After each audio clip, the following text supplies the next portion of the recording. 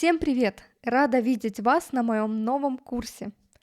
Это совсем новая тематика и новый формат. С вами я, Катерина, автор курса и всеми известного Telegram и YouTube канала. И также рада познакомить вас с голосом этого курса. Это Мартинас. Мартинас — литовец и native speaker.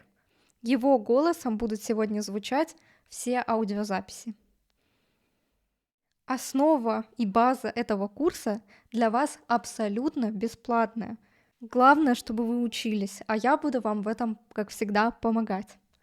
Но также вы можете приобрести дополнительные упражнения на отработку полученной информации. Это плюс 10 текстов, плюс 10 видео к ним и файл с полезными советами, как быстрее научиться читать и улучшить произношение.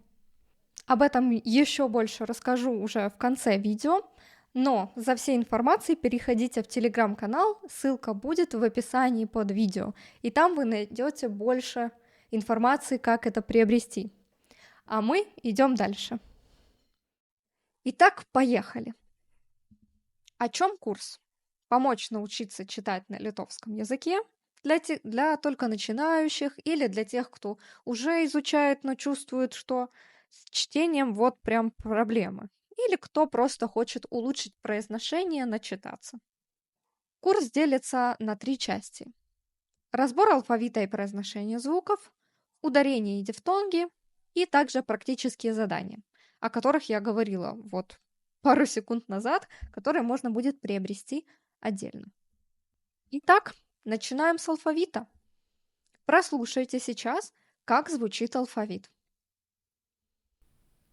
A, anosine, B, C, C, D, A, anosine, E, F, G, H, e trumpoji, e nosine, e ilgoji, J, K, L, M, N, O, P, R, S, Š, T, o trumpoji, o nosine, o ilgoji, V, Z, Ж. А я теперь расскажу про нюансы со стороны изучающего язык. В литовском алфавите есть буквы, у которых вот такие есть крючки внизу. Они, как вы слышали, называются носини. Вот такая есть А-носине, Э-носине, И-носине, У-носине. Мы их будем использовать в основном для какой-то грамматики, при изменении падежей, то есть они нам нужны более для таких функций. В произношении вы не услышите особой разницы между ними. Также есть буквы, у которых птички такие вверху, галочки. Это Ч, Ш, Ж. Стоит еще обратить внимание на букву Ц. Те, у нее звук Ц, как у русской буквы Ц. Цыпленок. И стоит обратить внимание на букву Йод. У нее звук Й, как русский Йод. Й. Немаловажные вот эти две буквы. Этот звучит как Г, русский такой, твердый Г. А этот, звучит как украинский Г. Как украинский, как белорусский Г. Г, Г. Также у нас имеется 3 буквы И короткая, И носине, и вот эта буква, это тоже И. Она длинная. Она называется у нас, как вы слышали уже, И илгои. И еще у нас одна есть буква У илгои. Вот она. У. Она с такой черточкой вверху. Тоже это длинная. В принципе, вот такой алфавит. много о нем говорить нечего. Прослушайте еще раз его, а мы идем дальше. Давайте послушаем в словах разницу в произношении слова с «а» короткой и с «а» носине. Обычно, когда «а» носине стоит в конце, как в данных примерах, на нее не будет падать ударение. Послушайте разницу. Mama, mama. Aušra, aušra. Teta, tata. Dukra, dukra. Laima, laima. Lietuva, lietuva. Žmona, žmona. Rasa, rasa. Jurga, jurga. Советую после каждого прослушивания ставить на паузу и следом повторять. Вы прослушали и вслух повторили то, что услышали. Идем дальше. Буква Б и звук у нее Б. Как произносится, слушаем. Batas, bažnyčia, barsukas, bananas, butelis, boksas, blynai, batonas, burbulas, baldai, Далее Б, В.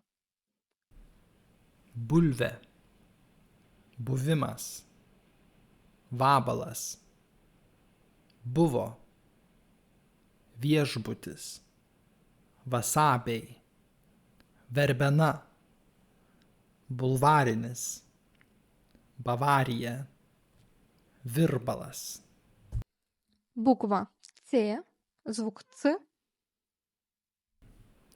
citrina, colis, cukrus, cikada, cirkas,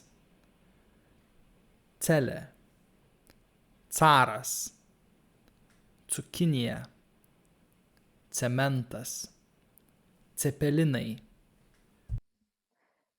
Так как буквы Х самой по себе нет в литовском алфавите, а это у нас ага, в словах иностранного происхождения мы будем использовать сочетание букв Ц и Г. И это будет звук Х. Обычно используется в словах не литовского происхождения. Choras, Bachas, chemija, chemikas, Cheopsas, Chartija, psichologas, psichologija, psichiatras, chirurgas. Че,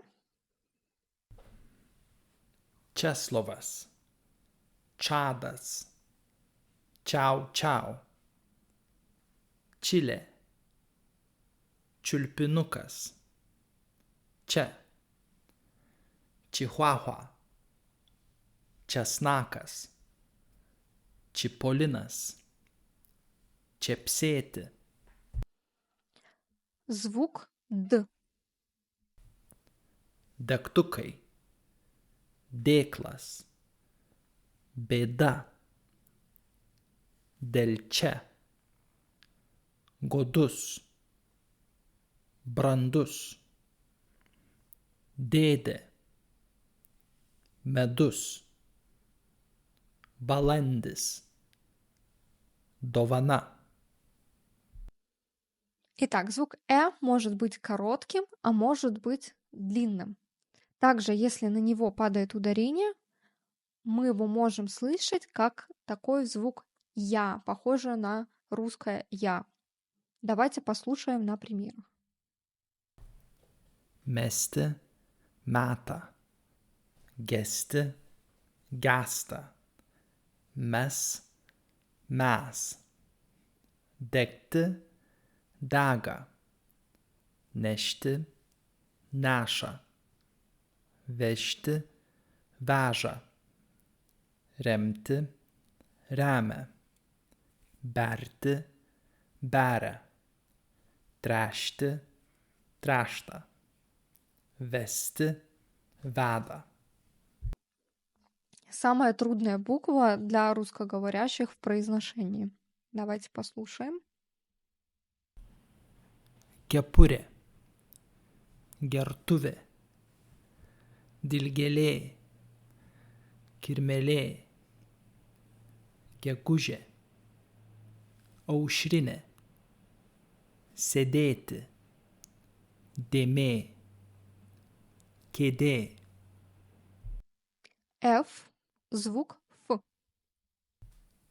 Filmas, Filadelfija, filosofas, fauna, flora, delfinas, fausta, forma, fortepijonas, mafija. Г, звук Г.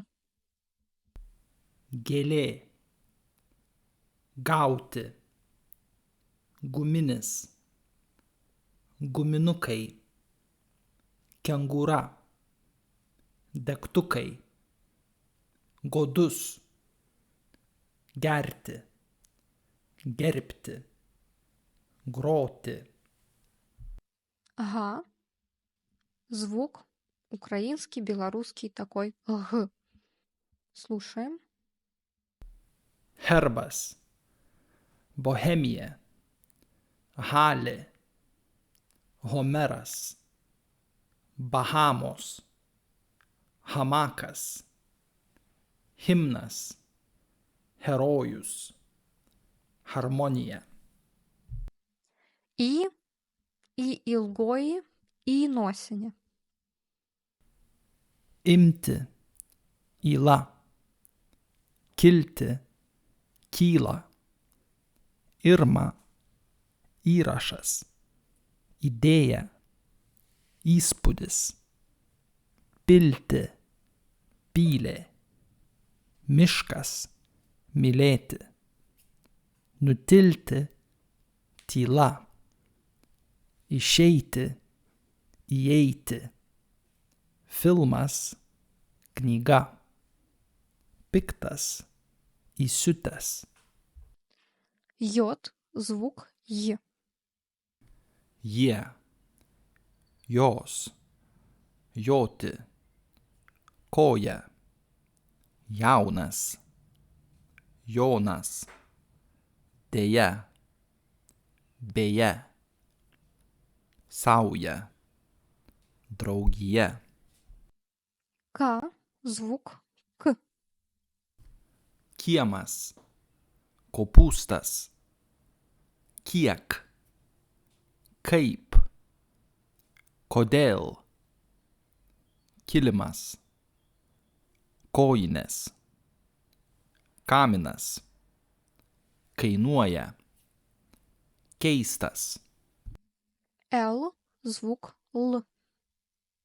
lietus, liepa, lapas, lašas, lekia, lova, laimė, kelias, pelkė, delčia. Теперь посмотрим в словах, когда есть буквы L и R. Lapas, ratas, lašas, rašyti, lietus, rietenos, liesti, riesti, lova, rokas, lėktuvas, rėkti, dėklas, reiklus, gal, dabar, laimė, ramus, suolelis, surelis. Когда вы смотрите на слова в правой части экрана, вы их заодно сразу и повторяете. Это уже и есть ваша практика. M, звук M. Mama, moteris, mergina, motelis, dama, laimė, marios, ramus, kam, morkos, N, звук N. namas, namai, noriu, bananas, nes, negaliu, benas, menas, aukštyn, žemyn, О бывает коротким, а бывает длинным. Послушаем разницу.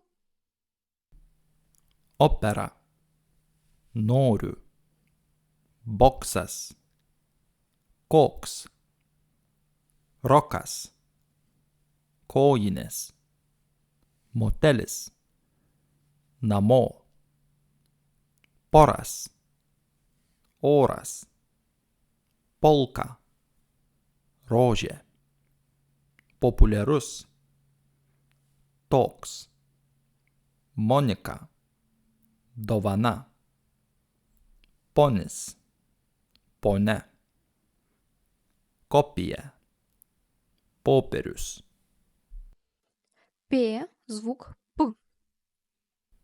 prašau, para, pora, ponas, parkas, populiarus, pirkti, pirkinys, platus, sapnas, Р, звук Р. rotušė, baras, ratas, rašyti, ramunė, karas, daryti, Marija, dabar, riešutai, С, звук С. saulė, sausas, sausis, sėdėti, stovėti, basas, savas, dėsiu, svogūnas, aistė, Ш, звук Ш. šuo, šlapias, šis, dešinė, dešra, pušis, šokti, šoninė, neš, šluota, Теперь давайте послушаем, сравним С и Ш с Ш. saulė, šaulys, slyva, šlykštus, sliuogti, šluota, simas, šimas, sakai, šaka, seimas, šeima, soja, šoka, musė, mušti, mus, muš, nes, neš, Буква Т, звук Т. tėtis, teta, Tomas, turėti, turtingas, tegul, tortas, traktorius, tarakonas, toli, Буква У. upė, ugnis, ungurys, undinė, duris, burės, duženos, bus, studentas, universitetas, У ilgoji, U nosinė. ūkis, ūkininkas, mūsų, kūrinys, vaikų, dainų, rūkas, mūkti, sūris, dūkti, В, звук В. vata, vaiva, Vilnius, virvė, voras, vaikščioti, vakaras, varyti, vasara, vasaris, Зе, звук З. zylė, zigmas, zoologija, zarasai, zona, zokniai, Zalcburgas, burzgia, dūzgia, rezga, Ж, звук Ж.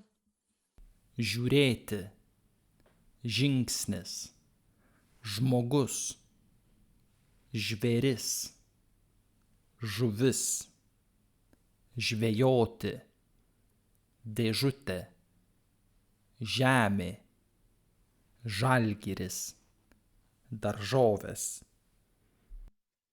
Теперь посмотрим буквосочетание ДЖ.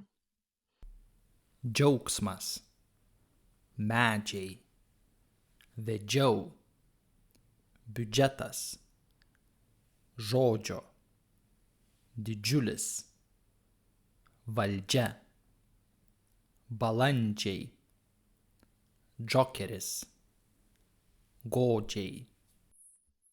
Мы прослушали весь алфавит, и теперь поговорим о знаках ударения. Когда вы открываете словарь электронный, либо бумажный, вы видите над словами знаки ударения, и они разные. Нужно определить, что они означают, и тогда вам будет легче понимать, как произносить слово. Есть 3 вида знаков ударения. Дешенинес, правый. Он падает вот над А, вот так он выглядит, справа вниз. И всегда падает на длинный слог. Например, ритас. Ритас будет звучать длинно. Кайринес, левый. Он падает слева вниз и падает на короткий слог. Например, рита. Рита звучит коротко. Т. И вот такая вот волна, рестинес.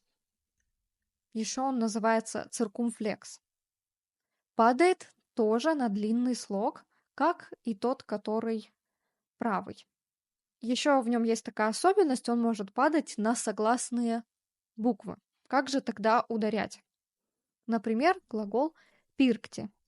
Если волна стоит над согласной буквой, например, здесь над «р», значит ударение будет на гласную перед ней. В данном случае на «и». Пиркти. От того, на какую букву падает ударение, у дифтонга может поменяться звук.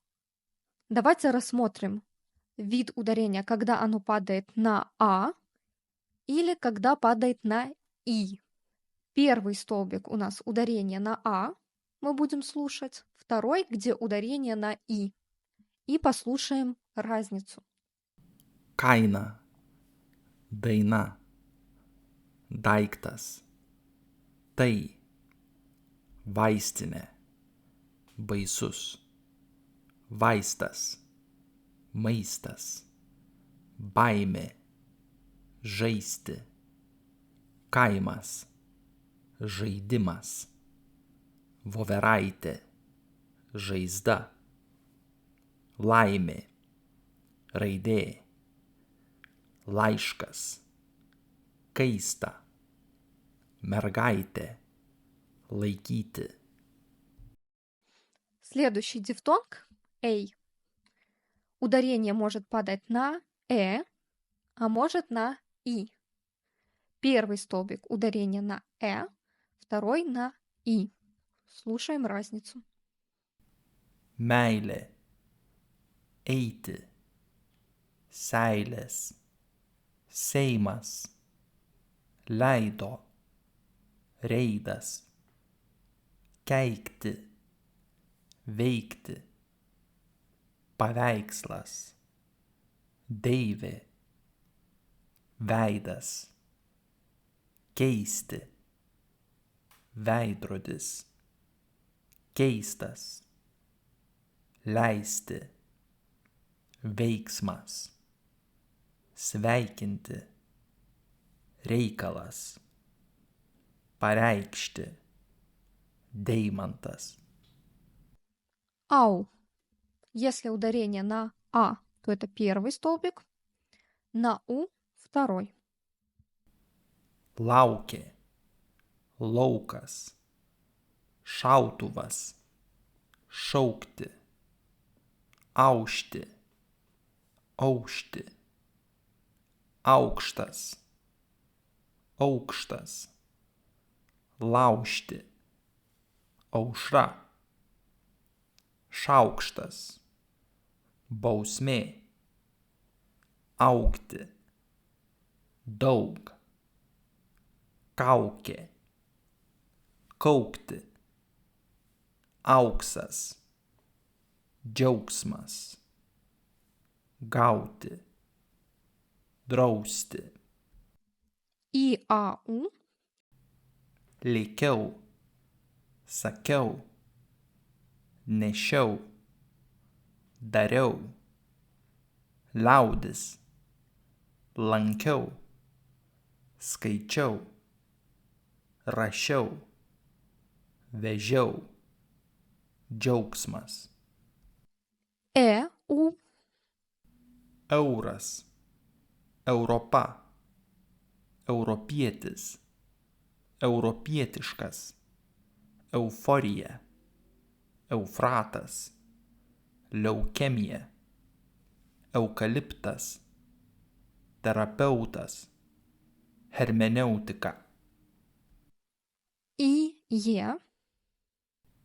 Lietuva, lietus, kiemas, dievas, diena, ieva, iešmas, mielas, kiek, liepa. Ей. И, А, И. Gražiai, puikiai, broliai, sūriai, kambariai, obuoliai, šiauliai, nuostabiai, įmantriai, peiliai. Если просто И, А. Laukia, šaukia, plaukia, delčia, vyšne, šalia, žalias, geriausia, kuriam, keturias, И, О.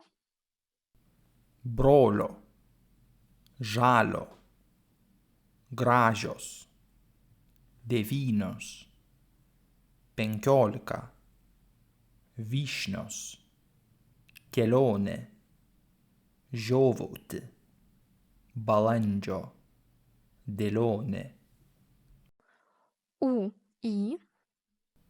Puikus, zuikis, fui, kuinas, muistytis, vyrui, sūnui, muilas, dėkui, vaikui. О. У, О. Uogos, uodas, uodega, uogienė, vanduo, akmuo, šuo, dubuo, ruduo, šluoti, И еще послушаем вот такие слова. urgsti, niurgsti, dūgsti, zirsti, vargti, žingsnis, žvaigždė, dengti, kenkti, krebždėti. Итак, на этом все. Спасибо большое за внимание. Надеюсь, это было полезно для вас. Как я уже говорила в течение курса, слушайте и повторяйте. Есть такая методика shadowing, когда такой тень, вы как тень. Вам нужно повторять вслед за спикером. Если вам удобно, прослушайте сначала все, потом поставьте на паузу, повторите. Можете после каждой фразы и слова останавливать и повторять. Очень важна практика. Также напоминаю, что можно купить дополнительные тренировочные упражнения к этому курсу. За ними переходите на телеграм-канал, подписывайтесь. И желаю вам быстрее научиться читать, улучшить свои знания и получать удовольствие от использования этого языка. Особую благодарность в создании этого курса хочу выразить Мартинесу, который записал все аудиозаписи для этого курса. Контакты на его канал оставляю также в описании. Висогер!